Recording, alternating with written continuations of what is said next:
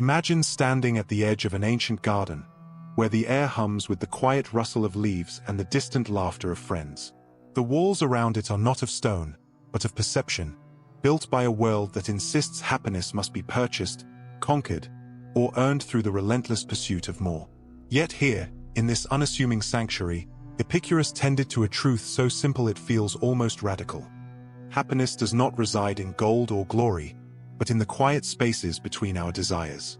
This is not merely a philosophy, it is an excavation of the human soul, a peeling back of illusions that have calcified over centuries. We live in a time where wealth and fame are often mistaken for the very essence of fulfillment, where the hunger for external validation eclipses the quiet, sustaining pleasures of existence.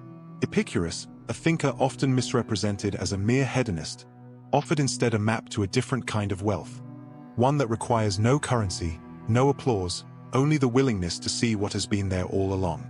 His teachings whisper of a paradox, that the more we strip away, the more we uncover.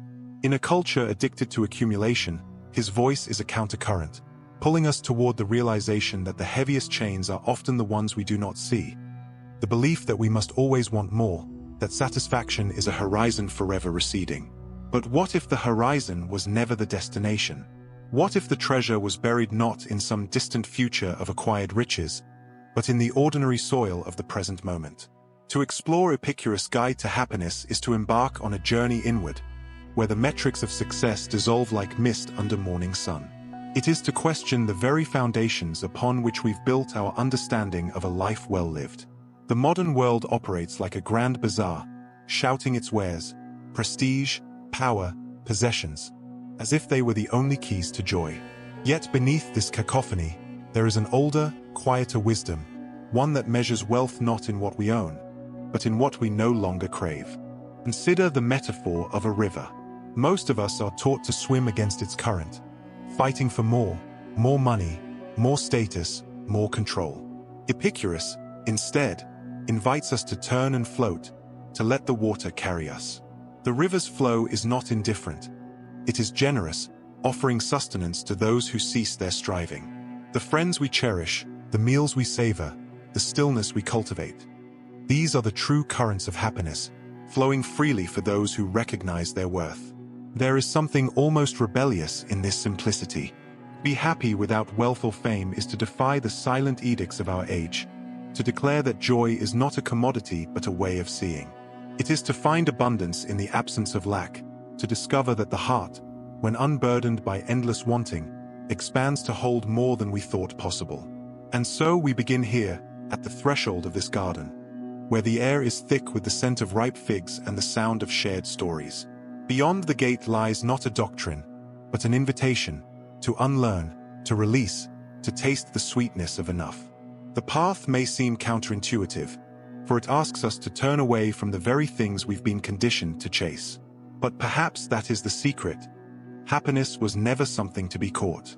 It was always something to be noticed. To walk through Epicurus' philosophy is to step into a world where the foundations of happiness are not built upon shifting sands of external validation, but on the solid ground of inner clarity. His teachings unfold like an ancient scroll, revealing truths that feel at once revolutionary and intimately familiar, as though we have always known them, yet needed reminding. At the heart of his wisdom lie three interwoven principles: the cultivation of simple pleasures, the freedom born of limiting desires, and the irreplaceable value of meaningful connection.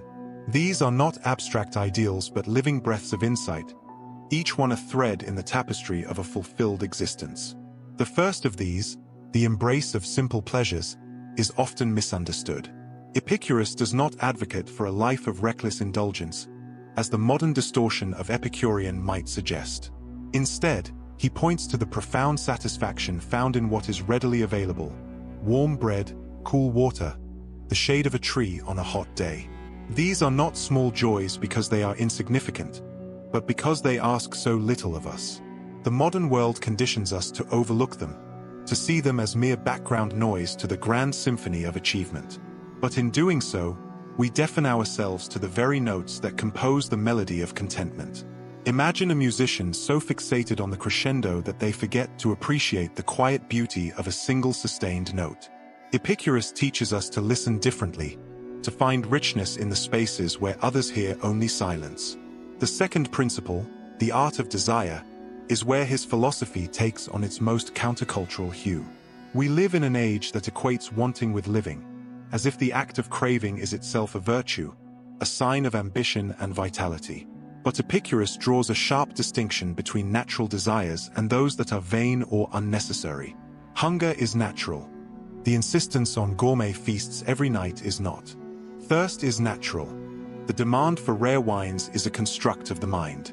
His insight is not one of deprivation, but of discernment, a peeling away of the layers of conditioned wanting to reveal the modest core of what truly sustains us. There is a deep freedom in this, akin to shedding a heavy cloak one did not realize was weighing them down. The fewer unnecessary desires we carry, the lighter we become, and the more room there is for the quiet exhilaration of simply being. And then there is the third pillar, the one that perhaps resonates most deeply in our age of digital connection and emotional isolation: the necessity of true friendship. Epicurus did not merely tolerate companionship, he considered it the very cornerstone of happiness. In his famous garden, a community of like-minded souls gathered not to network or impress, but to share in the uncomplicated delight of each other's presence. This was no idle socializing. It was a sacred act, a mutual affirmation that joy is magnified when witnessed, when reflected back in the eyes of another. Today, we have more ways to connect than ever before, yet genuine bonds, the kind that require time, vulnerability, and presence, are increasingly rare. Epicurus would likely see our social media feeds and transactional relationships as hollow substitutes, like drinking salt water to quench thirst. Real friendship, in his view, is the antidote to the existential loneliness that lingers beneath the surface of even the most outwardly successful lives. Woven together, these principles form a vision of happiness that is both achingly simple and infinitely profound. It is not a happiness that shouts from mountaintops or gleams in trophy cases, but one that hums in the background of an ordinary day, a sense of enoughness, of being at home in one's own skin and in the world. This is not passive resignation, but active alignment with what truly nourishes the soul.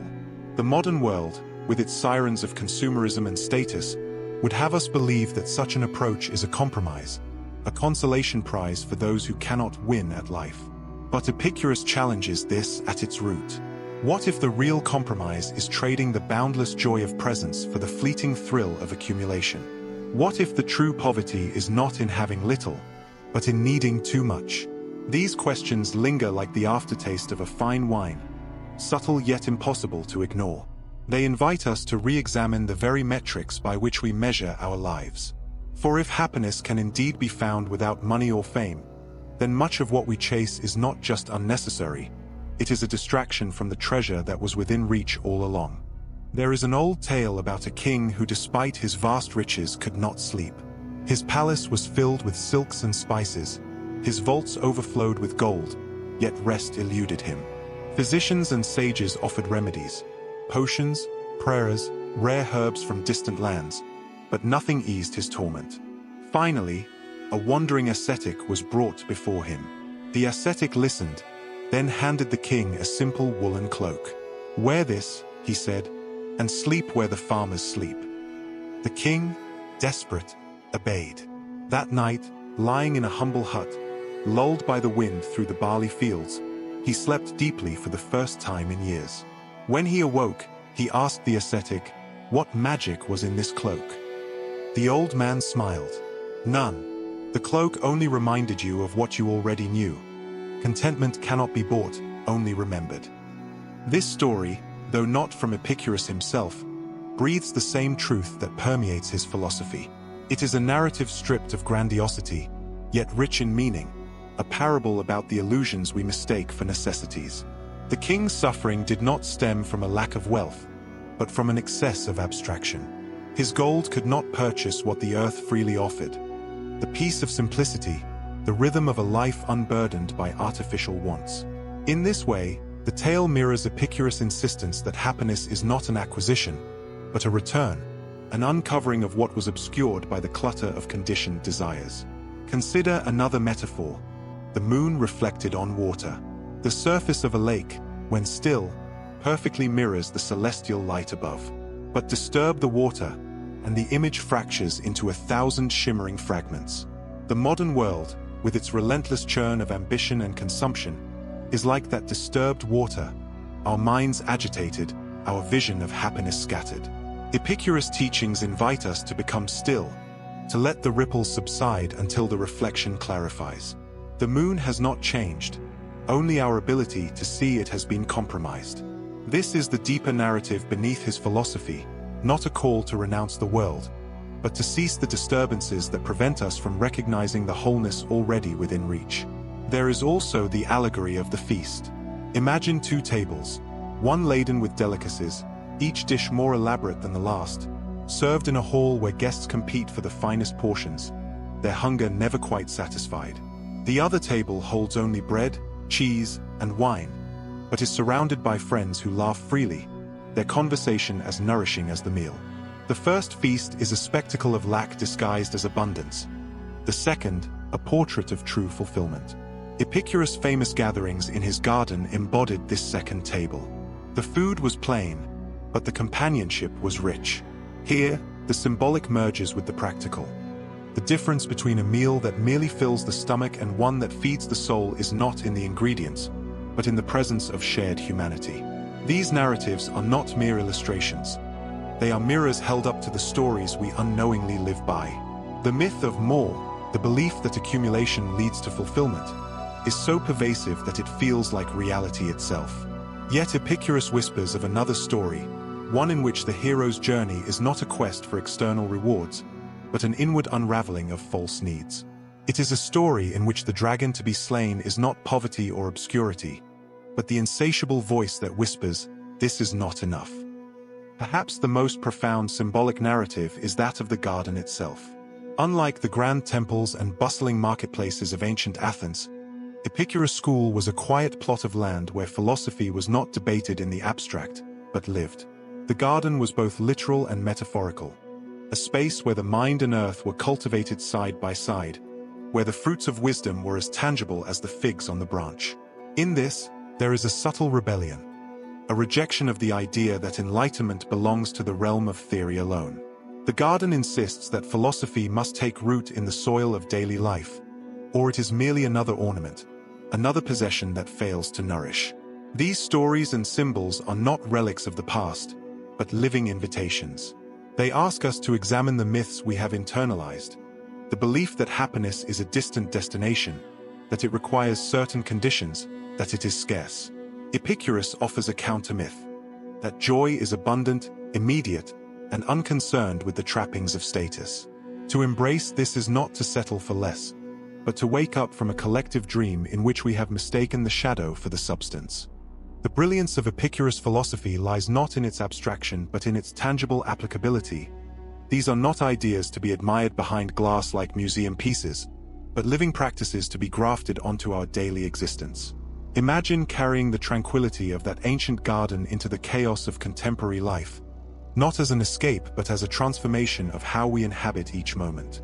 The modern world, with its incessant notifications and manufactured emergencies, seems designed to keep us in a state of perpetual wanting, yet the tools for contentment remain unchanged since Epicurus walked the dusty paths of his Athenian retreat.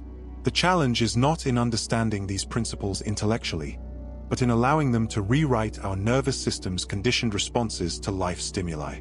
Consider the morning ritual, that fragile space between sleep and the day's demands. For most, it begins with a reaching for devices, flooding the mind with external agendas before it has had time to remember itself. The Epicurean alternative might involve something as simple as feeling the weight of one's body against the sheets, tasting the water drunk slowly from a plain cup, noticing how light changes quality as it filters through the window. These are not grand gestures of self-improvement, but subtle acts of reclamation, training the attention to rest on what is present rather than what is absent. The cumulative effect of such practices is a gradual rewiring of perception, where what was once overlooked becomes the foundation for a different quality of being. The workplace presents perhaps the most rigorous testing ground for these principles. In environments that equate business with worth and exhaustion with virtue, the choice to work with focused attention rather than frantic multitasking becomes quietly radical. The Epicurean approach would ask us to examine which professional desires stem from genuine aspiration and which from conditioned fear, the difference between creating value from a place of wholeness versus chasing validation through endless productivity. There is profound subversion in completing one task well and then stopping, in taking lunch breaks that actually nourish rather than gulping meals between emails, in measuring success by the quality of one's presence rather than the quantity of output. These are not mere lifestyle adjustments, but acts of philosophical resistance against systems designed to keep us hungry. Relationships in the digital age suffer from what might be called connection inflation. More contacts, more interactions, yet less substantial communion. Epicurus would likely view our social media engagements as the nutritional equivalent of candy floss, momentarily sweet but ultimately dissolving without sustenance. The alternative requires carving protected spaces where conversation can unfold without agenda, where friends gather not to network but to witness each other's becoming. This might manifest in weekly potluck dinners where phones remain in baskets by the door, in handwritten letters that demand more thought than text messages, in the courage to sit with another's silence without rushing to fill it. Such interactions become the fertile soil where the seeds of true community can take root. Consumer culture presents perhaps the most pervasive obstacle, having convinced multiple generations that identity can be purchased. The Epicurean response involves developing what might be called a discerning palate for possessions, asking of each potential acquisition not "can I afford this?" but "will this serve my tranquility?" The practice of delaying gratification becomes not an exercise in self-denial but in self-discovery, revealing how often desire dissipates when not immediately fed. A wardrobe curated rather than cluttered, a home filled with objects that are either useful or deeply loved, a schedule with margins wide enough to breathe. These become the visible manifestations of an invisible shift in values. Even adversity transforms when viewed through this lens. Financial constraints, rather than being sources of shame, can become unexpected tutors in distinguishing needs from wants. Professional setbacks create space to reevaluate what truly matters. The inevitable pains of existence, illness, loss, disappointment, are not to be avoided, for that is impossible, but to be met with the support of cultivated inner resilience and genuine community. The Epicurean approach doesn't promise a life without suffering, but offers a way to suffer without the additional burden of believing one shouldn't be suffering.